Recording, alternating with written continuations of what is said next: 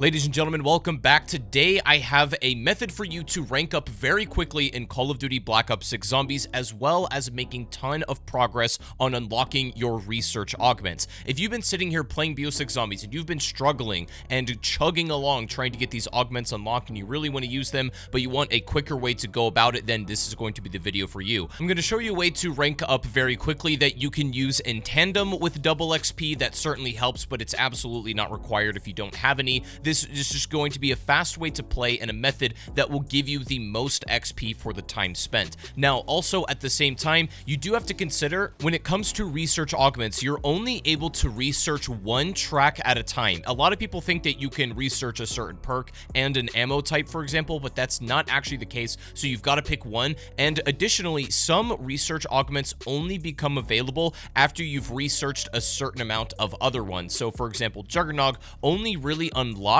if you complete stamina first and foremost. So in order to get through these augments very quickly, it does go hand in hand with ranking up. Now, technically you can play either map and you'll rank up your research augments just fine, but the fastest method, you're not going to want to play Terminus. We're going to focus on Liberty Falls. You can certainly play Terminus if you just want to switch it up and play a bit of a different map for a bit, and it's going to be still pretty fast, but not quite as quick as what we're going to be doing over here. Now, the way this works is that ranking up XP and your research augment progress is tied to progression in the game, and you might think from that logical extension that you should just push for as high rounds as possible, and then you'll be given the max amount of XP and augment progression. And to some extent that's true, but there's a sweet spot, because eventually once you get into the higher rounds, let's say 35, 40 plus, you start to get heavy diminishing returns for the time you're putting in. What we're going to be looking for is the sweet spot and basically resetting the game as much as possible to spend as much time in that progression zone sweet spot.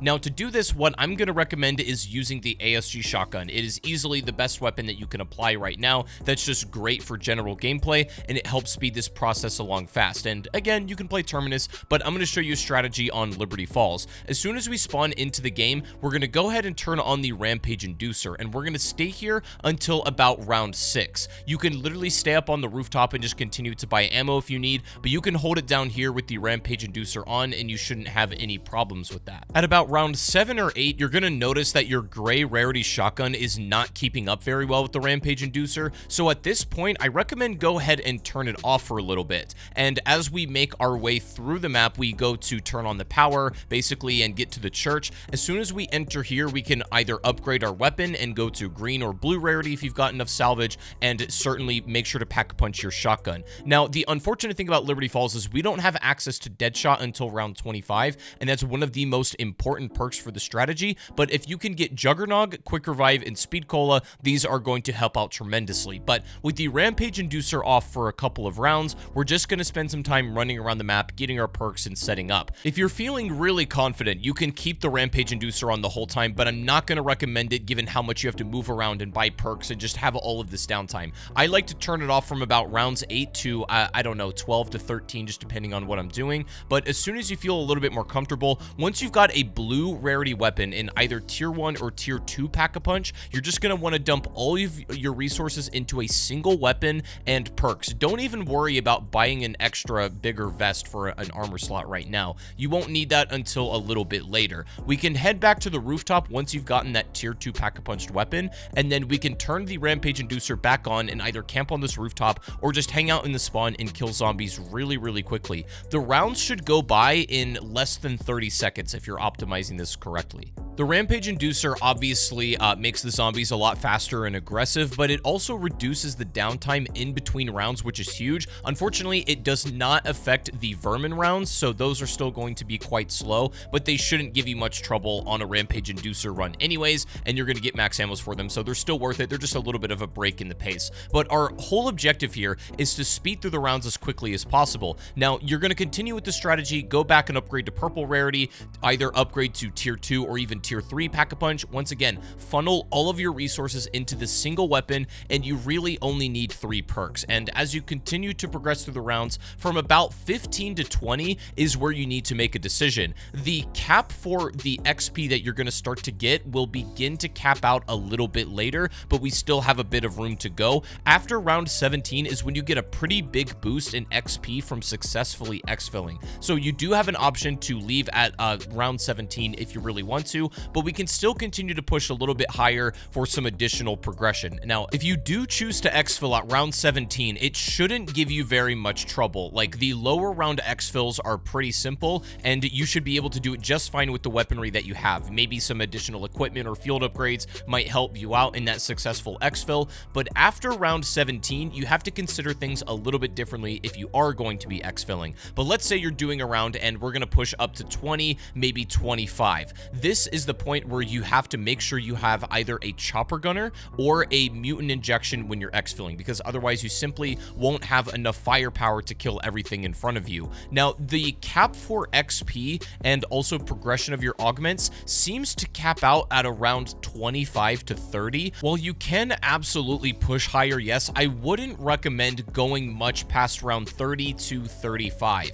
At this point in the game is where you're going to start to see really diminishing returns for your time. You can still absolutely grind XP here for sure, but what you're going to get from it, given the time that you're spending, is going to start to fall off pretty dramatically. So at this point in the game, if you're at rounds 25 to 35, get yourself a chopper gunner preferably, or a mutant injection, and then go ahead and successfully exfil. A couple of helpful tips if you're going to be exfilling on Liberty Falls: you can leave the door up to Pack-a-Punch that goes up to the church on this hill closed if you're going to be using the zip line to get to the rooftop. This makes exfilling a lot easier when they start to chase you down and you have virtually no pressure getting there, and then you can simply get to the rooftop, use a chopper gunner, and then successfully exfil. You obviously get tons of XP for successfully exfilling, and this is essentially a guaranteed way to do that last part. But another misconception people have about augments really quickly is that you don't actually need to be using the item that you're getting research augments for. So what that means is, let's say you're researching the speed cola augment. You don't need to be using speed cola in-game to make progress on it. Literally all XP or all in-game progress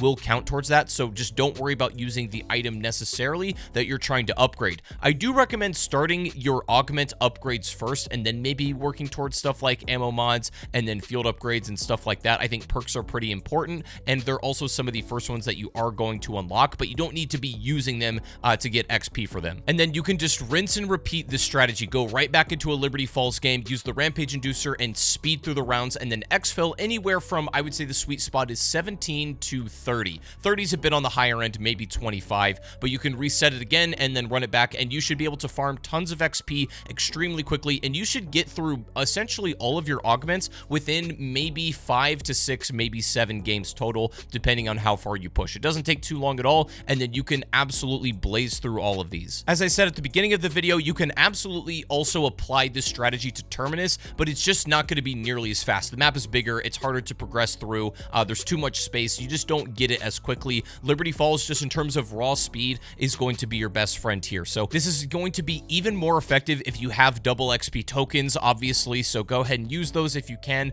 alongside the strategy, and you'll rank up unbelievably quickly. But right now, this seems to be the fastest way to rank up fast in Black Ops 6 Zombies, and you should also be able to make huge progress on your research augments. So thank you guys for watching. Make sure to leave a like on the video, subscribe for more Black Ops 6 Zombies, and I'll see you all in the next one. Peace out, guys.